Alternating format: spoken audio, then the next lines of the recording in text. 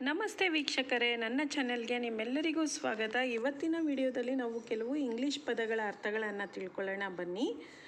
ಮೊದಲನೆಯ ಪದ Midas touch. Midas touch ಅಂತಂದರೆ ನಾವು ಏನೇ ಕೆಲಸ ಮಾಡಿದ್ರೂ ಅದರಲ್ಲೆಲ್ಲ ದುಡ್ಡು ಬರೋದಕ್ಕೆ ಮೈದಾಸ್ ಟಚ್ ಅಂತ ಕರೀತಾರೆ. ಇದು ಬಂದು ಒಂದು ಸ್ಟೋರಿ ಇತ್ತು. ಮೈದಾಸ್ ಅನ್ನೋ ಒಬ್ಬ ರಾಜ ಇರ್ತಾನೆ. ಅವನು ಮುಟ್ಟಿದ್ದೆಲ್ಲ ಚಿನ್ನ ಆಗಬೇಕು ಅಂತ ಕೇಳ್ಕೊಂಡಿರ್ತಾನೆ.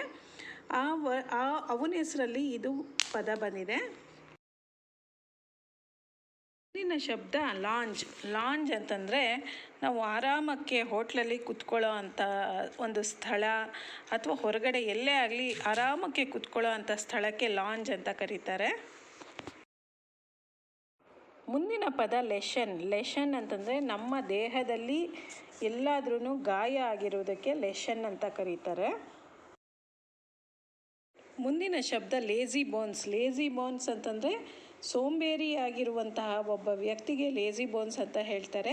ಈ ವಿಡಿಯೋ ನಿಮಗೆ ಇಷ್ಟವಾಗಿದ್ದರೆ ಪ್ಲೀಸ್ ನನ್ನ ಚಾನಲ್ಗೆ ಸಬ್ಸ್ಕ್ರೈಬ್ ಮಾಡ್ಕೊಂಡು ನೋಡಿ, ಹಾಗೂ ಈ ವಿಡಿಯೋಗೆ ಒಂದು ಲೈಕ್ ಕೊಡಿ. ಫ್ಯಾಮಿಲಿ ಫ್ರೆಂಡ್ಸ್ ಜೊತೆ ಶೇರ್ ಮಾಡೋದನ್ನು ಮರಿಬೇಡಿ. ಬಾಯ್.